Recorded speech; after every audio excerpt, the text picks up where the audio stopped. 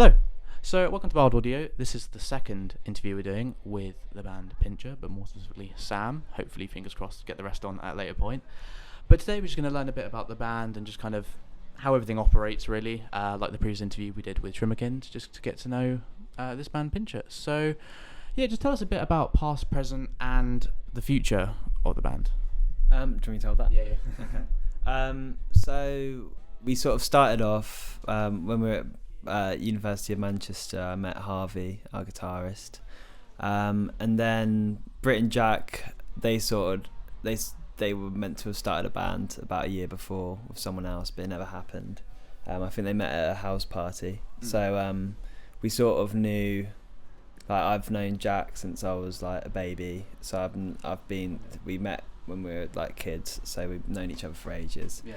That's the drummer, and so we've known each other for a while. And then like when I went to uni, I sort of wanted to do music and meet people, and I ended up going to this society, which I think I went to once, and so did Harvey, and then we met each other, and then we just started from there, and it kind of like COVID kind of happened very soon after, so we did a few rehearsals and then went in back home. I came down here, and then he went home up north, so we didn't really see each other for a while. And then we just I think all of us were just like eager to start, so I was writing a lot at home, and our first sort of few gigs were soon after COVID. And it was like we had a full set and like plus more songs because I'd just been writing in my room. And obviously it's a bit weird because like you're not with everyone and you're not writing, but I think I was writing with the purpose of the songs being live rather than recorded songs. So our first sort of few sets, because we've been going for like 3 years now, our first sort of set and our few sets was like very much live orientated, just like with a crowd in mind when writing them. So that was that. And then I don't know, we've sort of progressed since and just like been swapping songs out in our set, getting new ones, like honing it a bit, and just enjoying it and trying to keep enjoying it basically. Yeah, that's pretty cool. Yes, I guess following on from that, so from like your first release, Dirty Feet, to your most recent Steely Dan, how would you say the band's sound has changed overall and like the direction it's going now?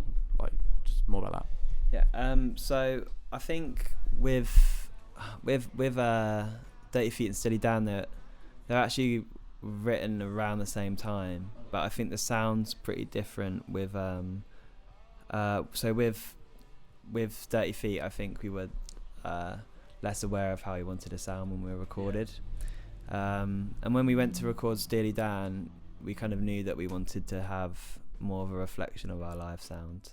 So the stuff we have, like the song that's recorded for Steely Dan, the way it's recorded is very just like minimal, and not loads of weird effects going on, especially with my vocals, because in Dirty Feet I think I kind of wanted to hide them a bit and put some I just kept asking for more reverb or more fuzz, which is good sometimes, but with this sort of like the sort of stuff and the way we sound live, it works best with just a bit of slapback or something like that. So I don't know, I think we've got a lot of new stuff that's progressed from then, maybe goes a bit less so it's got a lot less shouty maybe, and a bit more sort of like taken from influences from the 60s like Harry Nilsson and stuff. So it's kind of taken a bit, like since those two it's kind of it's changed quite a lot, but we just like slowly incorporating that into our set more.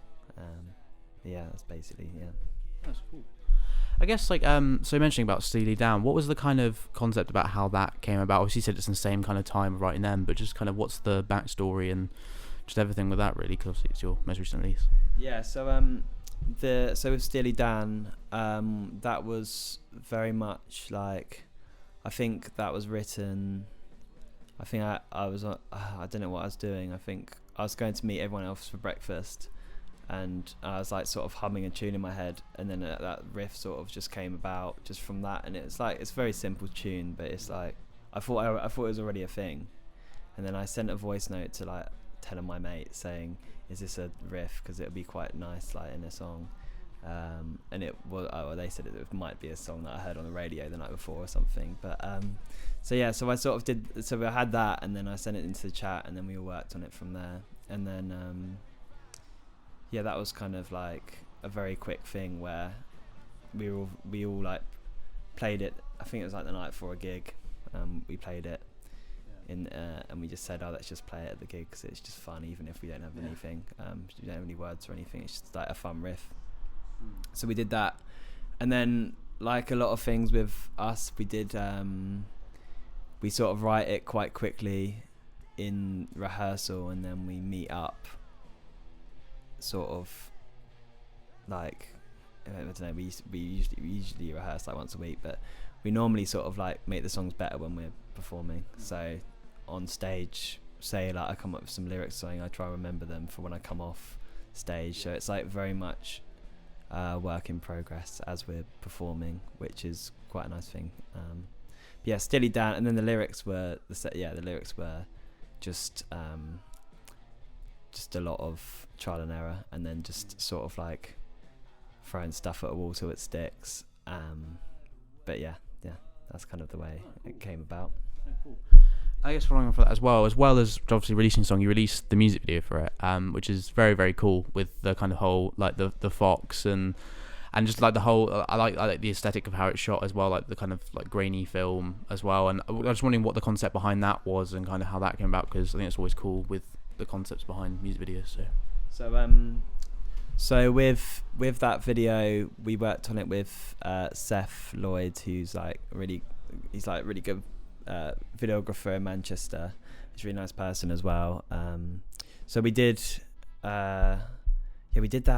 I'm trying to remember when it was. It was probably like a year ago now.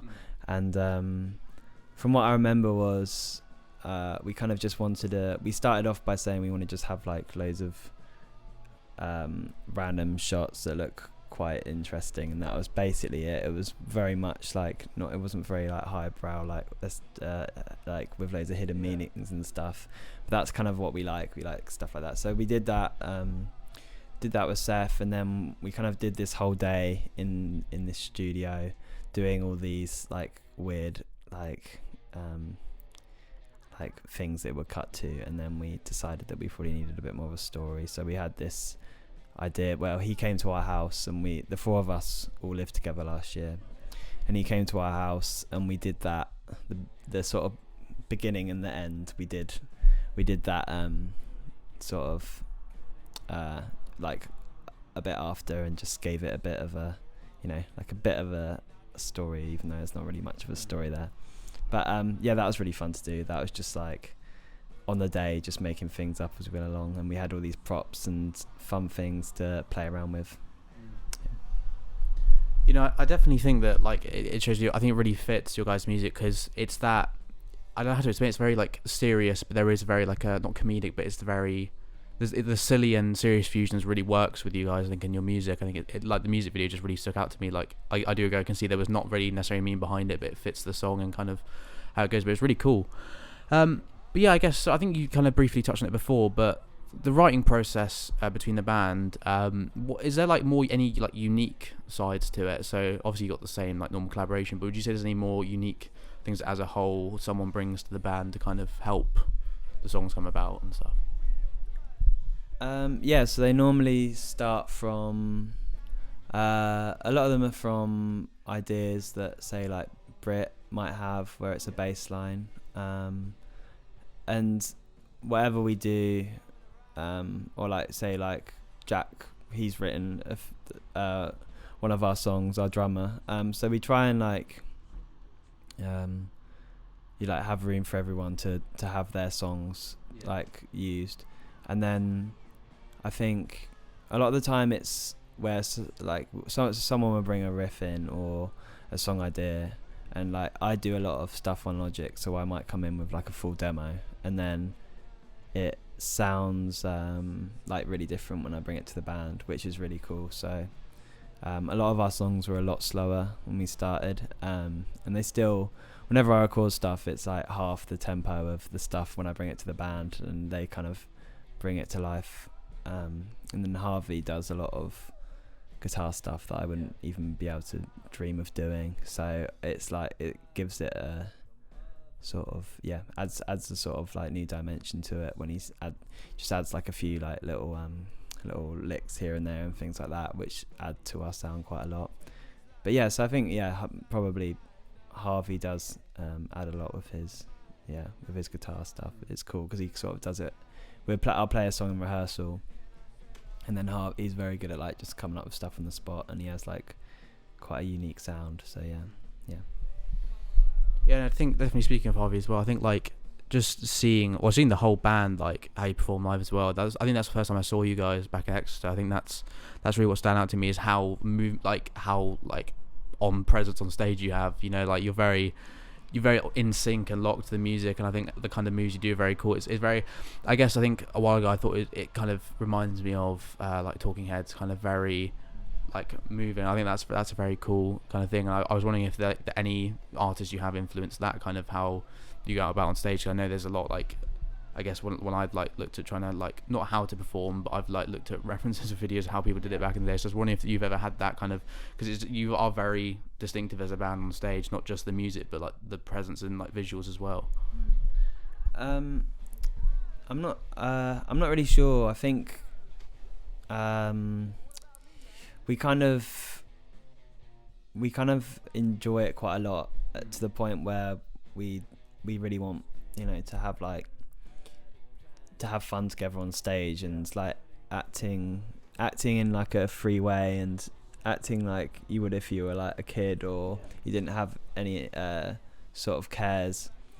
I think that's kind of the thing. It's not really in terms of like the movement and stuff. It's not really a planned thing, but it probably like stuff like people like David Byrne and there's probably a lot from that like sort of that we use.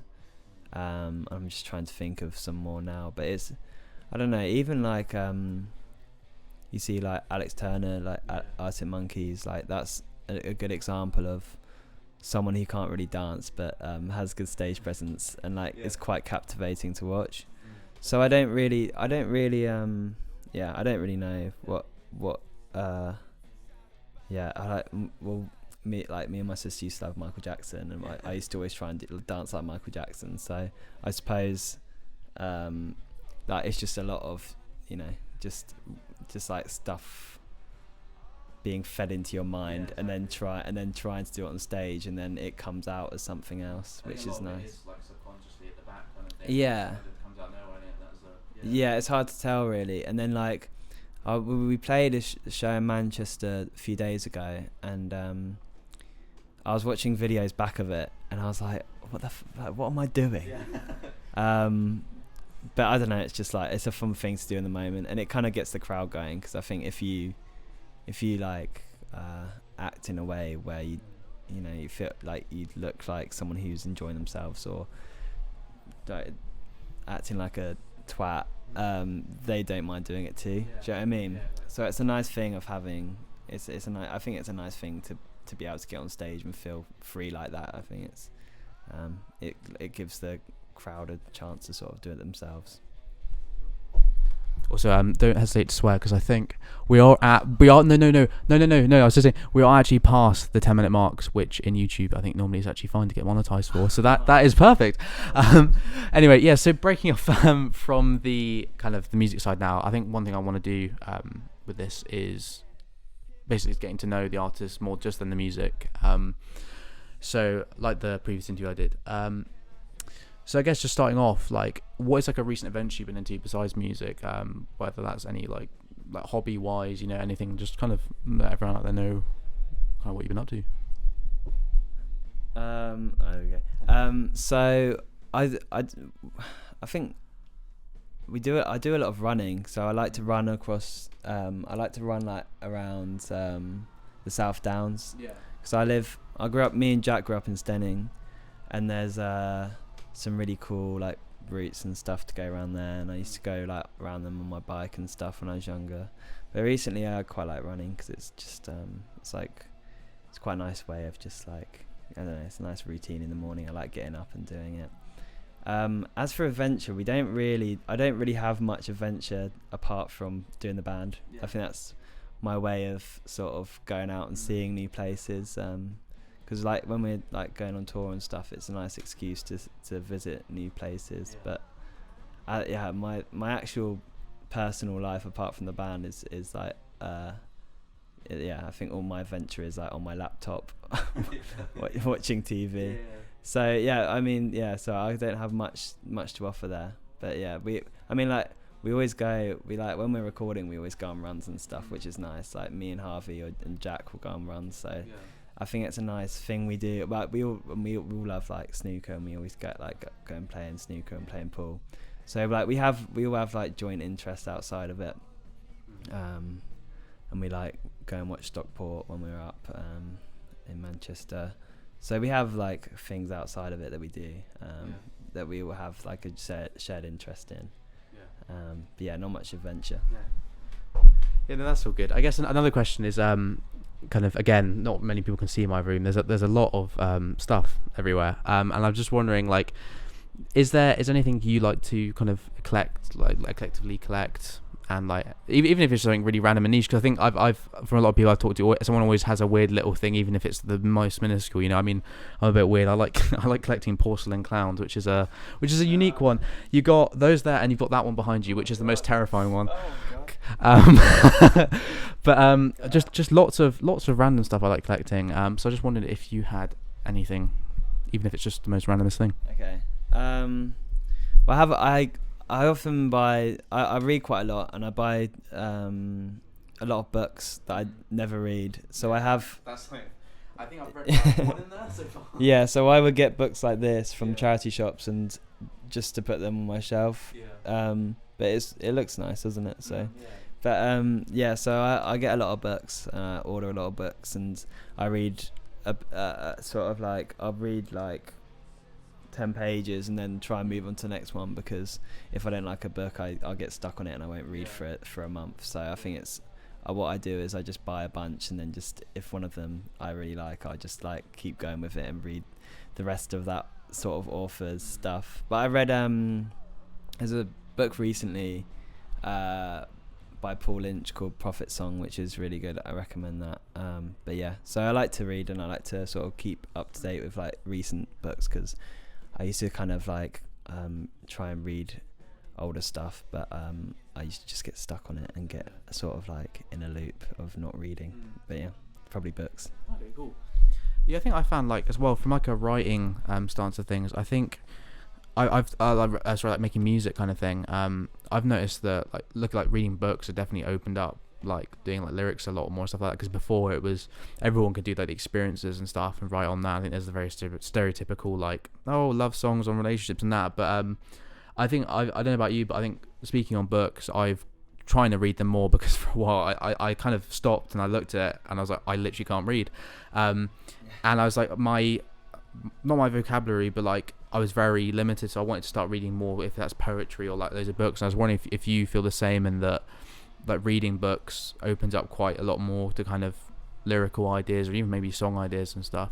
So I'm not really sure. I think with I've never really like thought too much about my lyrics, but it definitely has helped, because I did a lot of like I did English at university, so I did a lot of reading there, and I didn't really enjoy it as much when I was actually studying, but because I was sort of being told to do it. But now, like more recently, I've started getting into it again, and I think it must help in some way, because our song lyrics are very the way I write is very, I don't know, quite influenced by like people like Lou Reed, where it's very simple, but you know, like it tries to be like make people feel something. Do you know what I mean?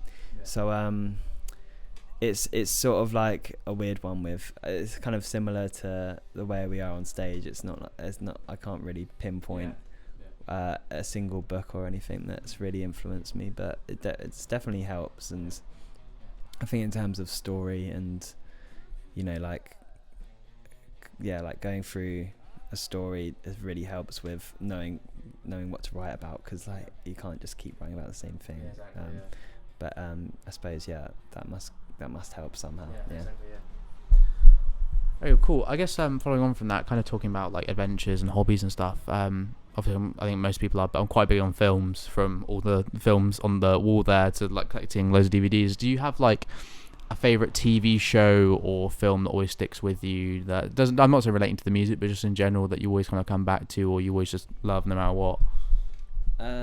So the band, I'm sure when the band come back, they'll all agree that Arrested Development, like that's our thing that we used to always watch. So we used to, when we used to live together in Manchester, that would be on the telly a lot, and we'd be watching Arrested Development. And that's like, I don't know, Harvey only introduced it to me when we were living together, and it's kind of it took over my life for a few months, and it was all I watched. And not the later ones, but like I still got through them because I just love the characters so much. But Arrested Development, I like to go and watch. There's like a few good places to watch films in Brighton, isn't there? There's like Picture House. Duke of York. Yeah. Yeah. So I went to see. What did I go and see? I think I saw Past Lives there, and that was good.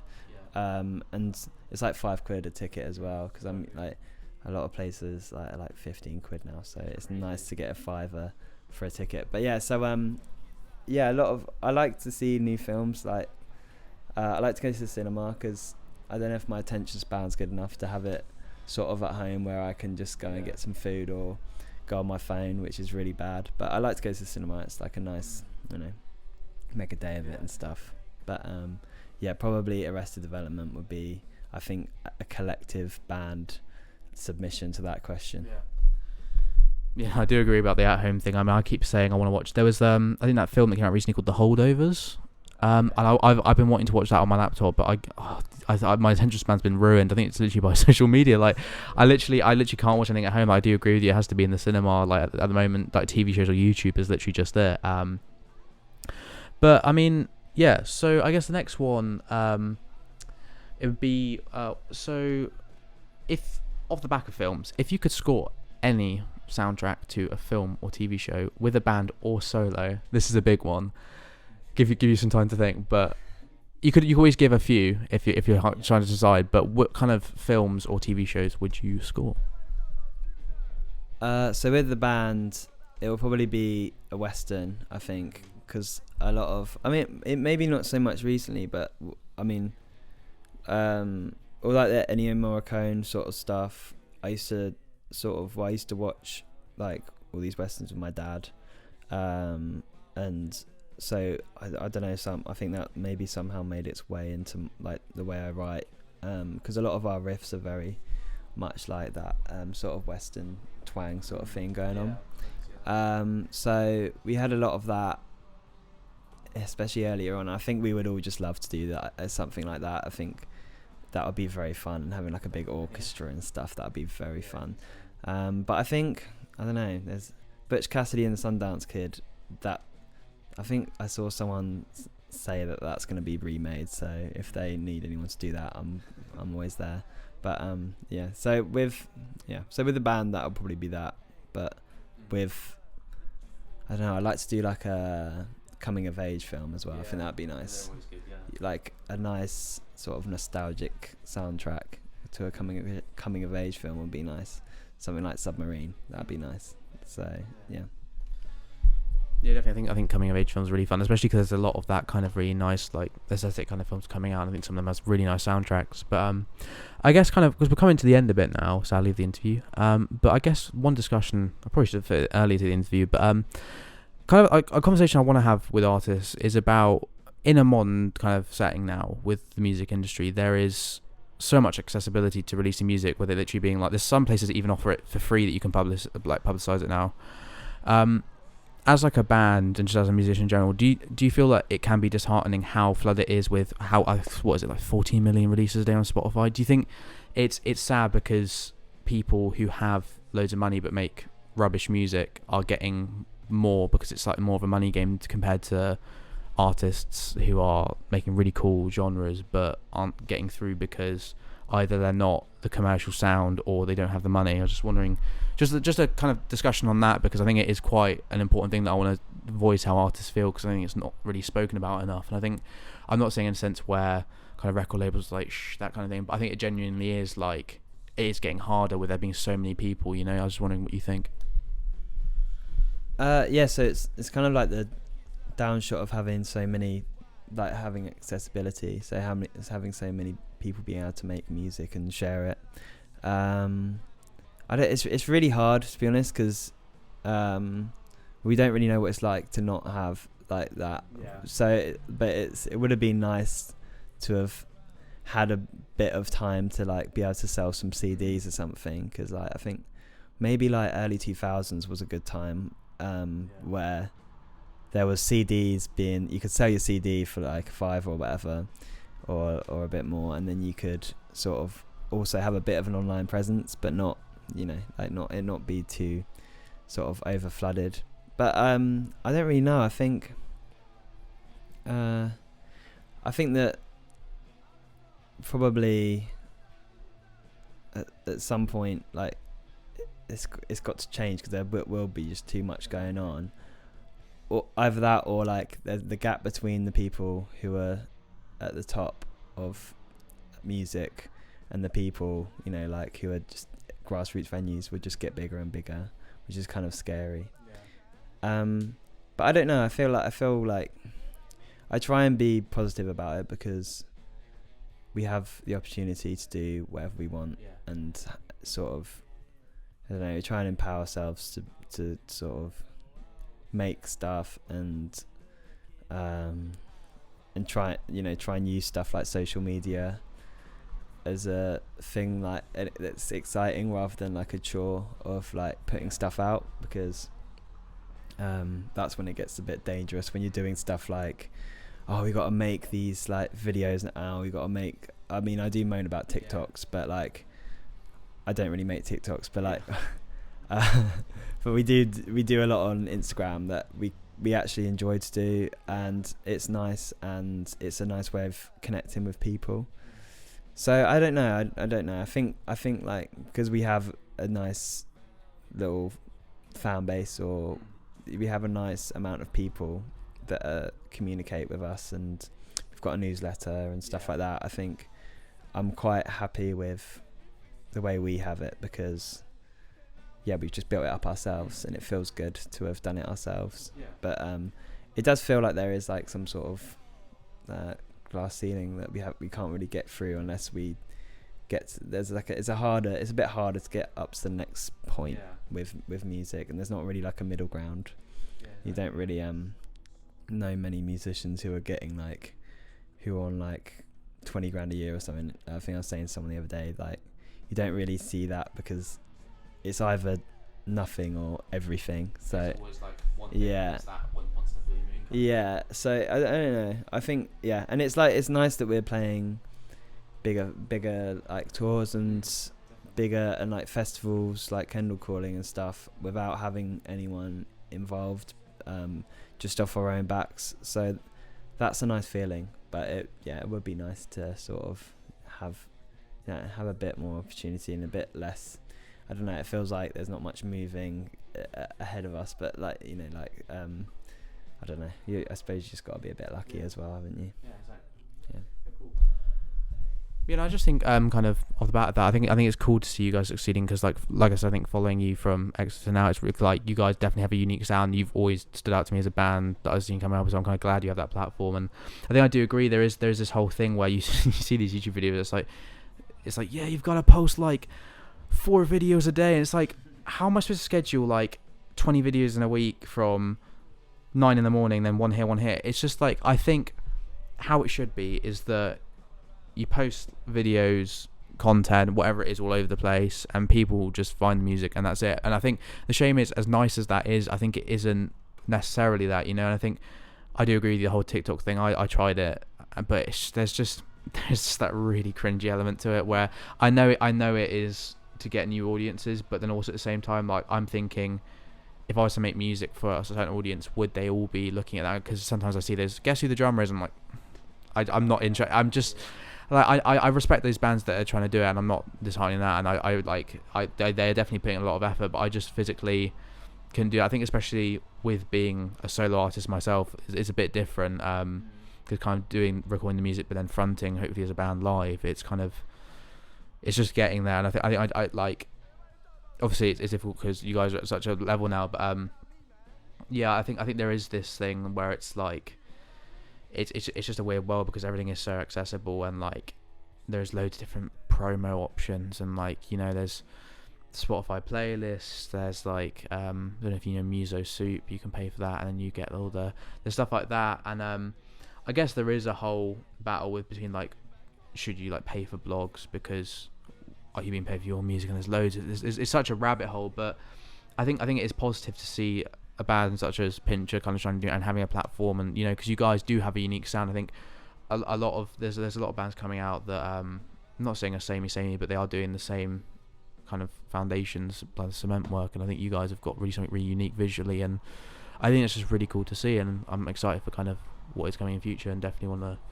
stay in contact with the band and kind of see where it goes. It could be very, very cool. But yeah, I guess just kind of wrapping things up. It's been really lovely interviewing you and meeting you first time. I'm very excited to hopefully interview the band in future if we can when you guys are down. But I guess just tell us about the future, what's coming up, what you can kind of say for now, and just what you kind of want to plug, whether that's merch, social medias, basically anything you want to just kind of plug for the last bit, really. So yeah.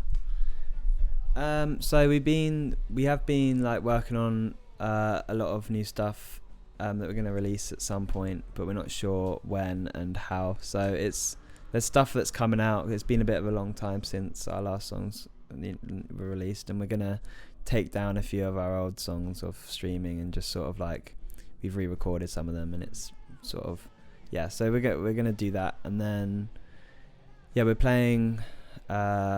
playing a lot more around the country when everything sort of starts moving again with us, when we start releasing, and that'll be pretty soon, hopefully. So we're actually playing in mine and Jack's hometown, Stenning, which is for like a festival, and it was weird because I saw Jack play there when I was 17, and with his band, his old band Red Haze, and like, I remember going, and it was just like, I don't know, it's going to be a really weird thing, sort of like being the one playing, so that'll be quite fun and a bit weird seeing like lots of family and friends there who we haven't seen before. But yeah, so we've got that. I think I actually don't know when that is. I think it's on the 27th of May, and I think that's when I'll probably be next here or around that point. Try and get the band over and stuff. So yeah, we have to, I think, again, the space is small, so we'll probably have to recluse back to a bigger space, because like I joked with the previous interview, I don't think we can fit them under the table. We were saying about the bed idea, we'll just get everyone sitting on the bed that's there. Yeah, this is in my bedroom, so that'd be quite funny, but we'll figure it out. Yeah. So yeah, when the band are down, we'll have to do that. And yeah, we've got we're selling stuff on our Instagram. If you just like go on our link, and we've got merch, yeah, and we've got t-shirts. Yeah, lovely t-shirts, stickers and t-shirts. I think we actually have a hat on there as well. It's like we've got one more hat, and no one seems to want it for whatever reason. No one wants to pinch a cap. Don't know what. Yeah. Yeah, I don't know why no one want a cap with Pyncher on it. I can't believe it. So yeah, we got one more left, and then so we got like stuff on there, and we got our music on there, and we got Bandcamp. So if you want to sort of like fund us a bit and help us tour, then that would be lovely. Yeah, that's everything. Right, cool. We'll go check out Pyncher. It's just Pyncher on Instagram, isn't it? I think. Yeah. Okay, cool. So go check out Pyncher on Instagram and pretty much everywhere. And hopefully stay tuned where we can do a full band interview coming up not too far in the future. But that's been it today for getting to know Sam and a bit about the band. Stay tuned for some more interviews on the way, hopefully soon. This has been John T from Barbed Audio. And yeah, thanks for tuning in. So see you next time.